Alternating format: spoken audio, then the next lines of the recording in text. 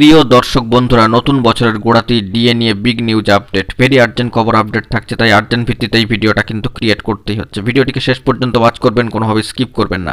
চ্যানেলটিকে অতি অবশ্যই সাবস্ক্রাইব করে নিয়ে সঙ্গে থাকবেন। চলুন কথাবার্তা না বাড়িয়ে মূল টপিকে আমরা ফোকাস করি। বন্ধুরা, আরেকবার নতুন বছরের গোড়াতেই রাজ্য সরকারি কর্মচারীরা নতুন করে আশায় বুক বাঁধছেন। গত জুলাই মাসের পর থেকে আর সুপ্রিম কোর্টে রাজ্য সরকারি কর্মচারীদের মহার্ঘ ভাতা বা ডিএ নিয়ে মামলার কিন্তু শুনানি হয়নি। নতুন বছরের গোড়াতেই আগামী সপ্তাহে সুপ্রিম কোর্টে মহার্ঘ ভাতা নিয়ে মামলা শুনানি হওয়ার কথা। রাজ্য সরকারি কর্মচারীরা আশা করছেন ডিএ মামলা ফয়সালার দিকেই এগোতে পারে। শীতকালীন ছুটির পরে আবারও কিন্তু কোর্ট খুলছে। 6 জানুয়ারি এবং 7 জানুয়ারি সম্মানীয় বিচারপতি ঋষিকেশ রায় মহাশয়ের বেঞ্চে ডিএ মামলার শুনানি হওয়ার কথা। এই বিষয়ে মামলার সঙ্গে যুক্ত সম্মানীয় এক আইনজীবী বলেন, কোট আনকোট, 14 জুলাই সুপ্রিম কোর্টে শেষ শুনানির সময় সম্মানীয় বিচারপতি মহাশয় বলেছিলেন ডিএ মামলার বিষয়ে বিস্তারিত শুনানির প্রয়োজন। সেই কারণেই মামলা 6 মাস পরে 2025 সালে 7 জানুয়ারি কিন্তু নির্ধারিত হয়। বর্তমানে রাজ্য সরকারি কর্মচারীরা 14% হারে ডিএ পাচ্ছেন। কেন্দ্রীয় সরকারি কর্মচারীদের ডিএ হার 53%।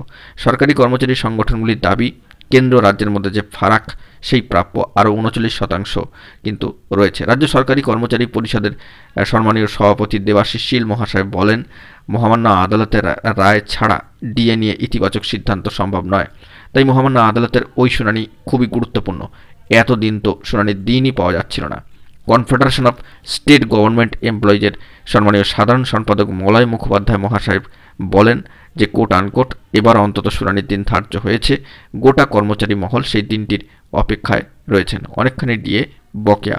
2022 সালে মে মাসে মহামান্য কলকাতা হাইকোর্টে রাজ্য সরকারি কর্মচারীদের বকেয়া মহার্ঘ ভাতা মিটিয়ে দেওয়ার নির্দেশ দেওয়ায় তাকে চ্যালেঞ্জ করে সর্বোচ্চ ন্যায়ালয় সুপ্রিম কোর্টে কিন্তু মামলা হয় এবং রাজ্যের বক্তব্য ছিল ওই হারে ডিএ দিতে হলে কোষাগারে বিপুল আর্থিক চাপ পড়বে। কিন্তু দেখা যায় যে মামলা চলাকালীন রাজ্য কয়েক দফায় মহার্ঘ ভাতা বাড়িয়েছে। যেমন গত বছর বড়দিনের উদ্বোধনী অনুষ্ঠানে 4% ডিএ ঘোষিত হয়, যা কার্যত কার্যকরী হয়েছিল 2024 সালে 1 জানুয়ারি থেকে।